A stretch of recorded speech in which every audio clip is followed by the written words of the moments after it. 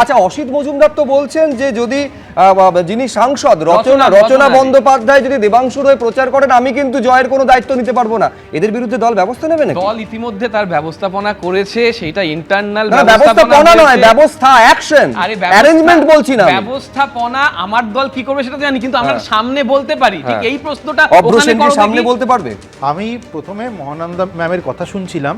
Ma'am, আপনি বিশ্লেষক হিসেবে এটা দেখতে পেলেন না যে তৃণমূলপন্থী বিএলওরা তৃণমূলের পতাকা নিয়ে ইলেকশন কমিশনের বাইরে আজকে কি কাণ্ড ঘটিয়েছে একটু আগে বিবির পর্দায় দেখানো হচ্ছিল এই ডিবেট শুরু হওয়ার আগে। আপনি যখন বিশ্লেষণ করছেন তখন আপনার এটাও দেখা উচিত। এই যে দেখুন, দেখাচ্ছে এখন তৃণমূলের পতাকা নিয়ে তৃণমূলপন্থী বিএলওরা, কিন্তু বিএলএ নয়, বিএলওরা ওখানে গেছে জমায়েত করতে। তাহলে তারা কি পক্ষপাত দুষ্ট নয়? এটা আমার প্রশ্ন। আর দ্বিতীয়ত দেখুন, এটা ঠিক আপনি বলেছেন যে ইলেকশন কমিশনের প্রশ্নের উত্তর বিজেপি দেবে না, কিন্তু আমি এত সাধারণ জনগণ এটা প্রশ্ন করছি যে এর আগে কখনো এই ধরনের রদবদল আমরা দেখতে পাইনি। আগের ইলেকশনগুলোতে আমরা প্রাণনাশ, রক্তক্ষরণ দেখতে পেয়েছি। তো এবার যদি এই রকম চেঞ্জগুলো দেখা যায় তাতে খারাপটা কি? রদবদল তো প্রতিবারে হয়, তুমি বলতে পারো যে এই ম্যাগনিটিউডে দেখা যায়নি। যদি এইটা করে সুষ্ঠু নির্বাচন হয়, নিরপেক্ষ নির্বাচন হয়, তোমার সন্দেহ আছে, রোখা যায়, তোমার তাতেও সংশয় আছে, তুমি বলছো যদি করা যায়। করতে তো আমরা সবাই চাই, আমরা চাই সুষ্ঠু নির্বাচন। আমরা আজকেও তো ইলেকশন কমিশনে ভারতীয় জনতা পার্টির পক্ষ থেকে গিয়ে লেটার দেওয়া হয়েছে। আমরা তো পরিষ্কার বলেছি যে তৃণমূল জায়গায় জায়গায় ইনসাইট করার চেষ্টা করছে। মুখ্যমন্ত্রী মমতা বন্দ্যোপাধ্যায় নিজে ইনসাইটফুল কমেন্টস করছেন, মহুয়া মৈত্র ইনসাইটফুল কমেন্টস করছেন।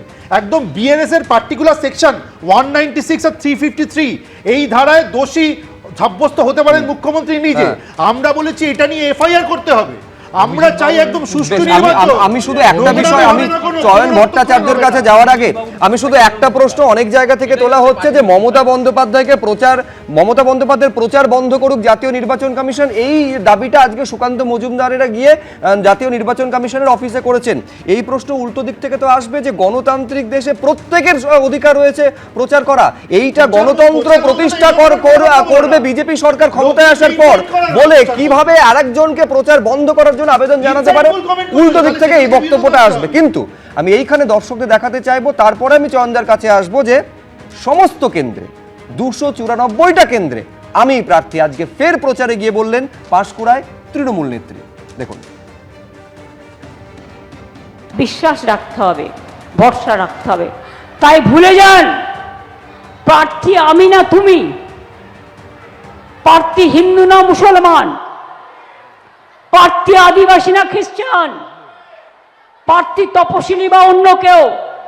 একটা প্রার্থী জেতা মানে আমাদের সরকার প্রতিষ্ঠা করা, আর একটা প্রার্থী হারা মানে বিজেপি আপনার কাছ থেকে সব কেড়ে নেবে।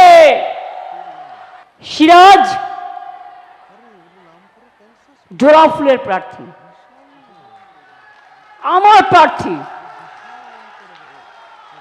294টা কেন্দ্রই আমাদের মানে বাংলার মানে বাংলা বাঁচানোর, বাংলা মানে বাংলা বিরোধী চক্রান্তকারীদের ধ্বংস করে দেওয়া। এবিপি আনন্দ, এগিয়ে থাকে, এগিয়ে রাখে।